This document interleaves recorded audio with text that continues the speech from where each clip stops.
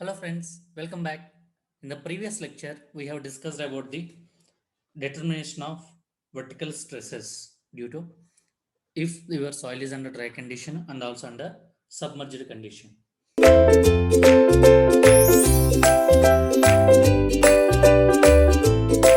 So, in the present lecture, we will discuss about the finding of vertical stresses if our soil condition is partially saturated, or we will discuss about the soils those are partially saturated soils.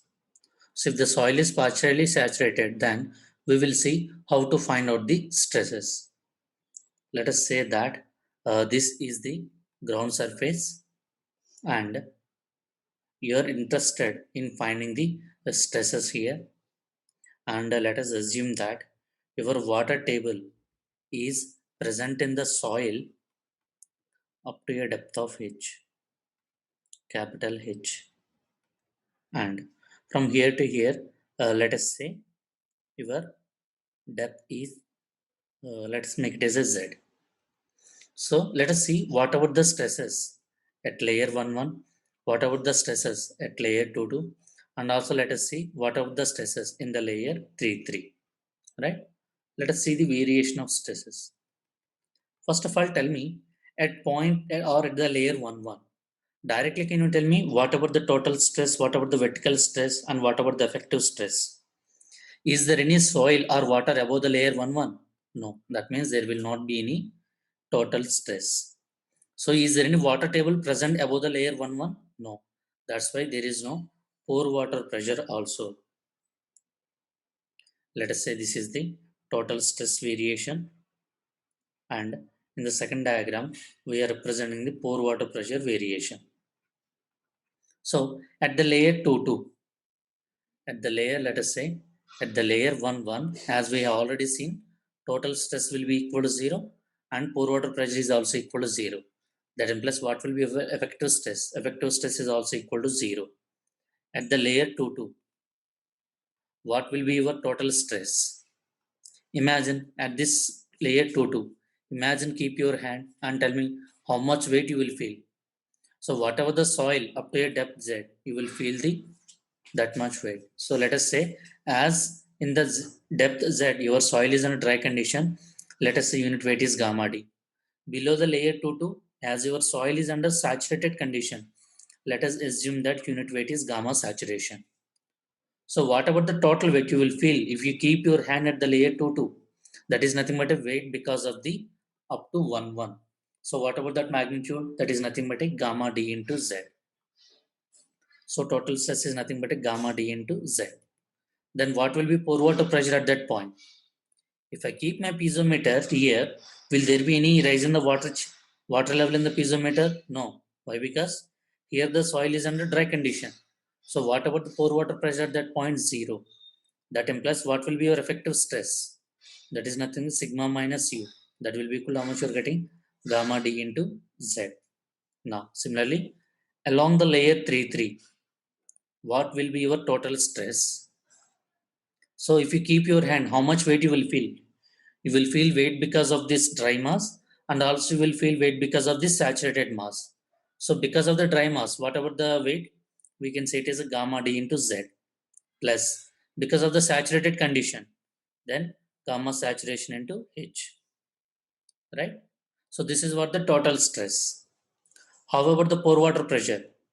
So if I keep my piezometer here, so it will rise up to which water level?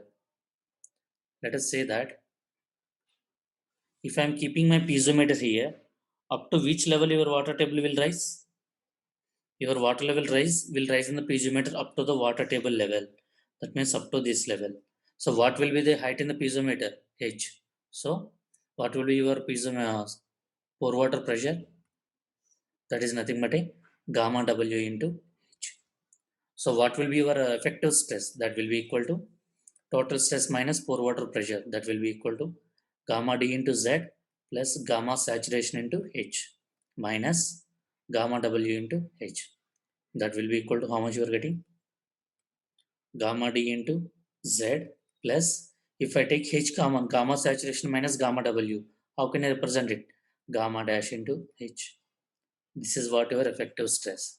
That means wherever you are having the water table, there, if you want to find out the effective stress, then you have to consider the effective stress at that point. Understand? Now,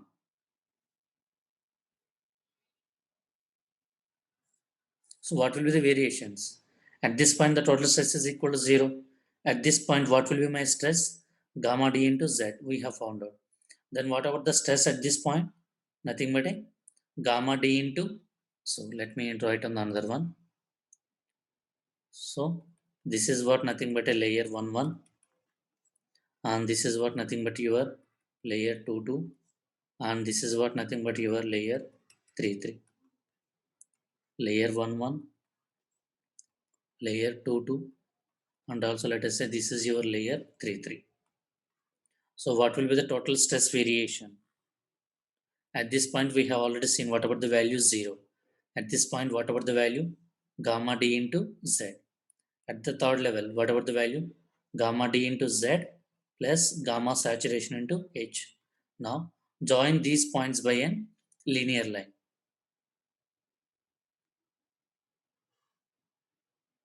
Right?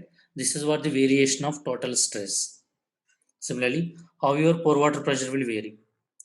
Up to the depth h, is there any water level? No.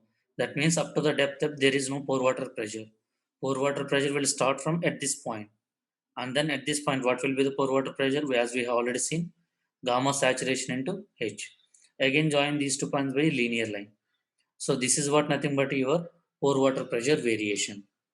Now subtract this minus this, then you will get the effective stress variation. So what will be the effective stress? As there is no pore water pressure, here the value will be same. That is nothing but a gamma d into z. But what about the value here? Nothing but a gamma d into z plus gamma dash into h, submerged unit weight.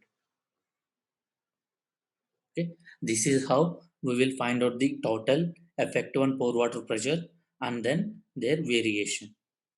In the next video, in the next lecture, we will discuss about the if there is a capillarity effect, how the stresses will vary. Thank you.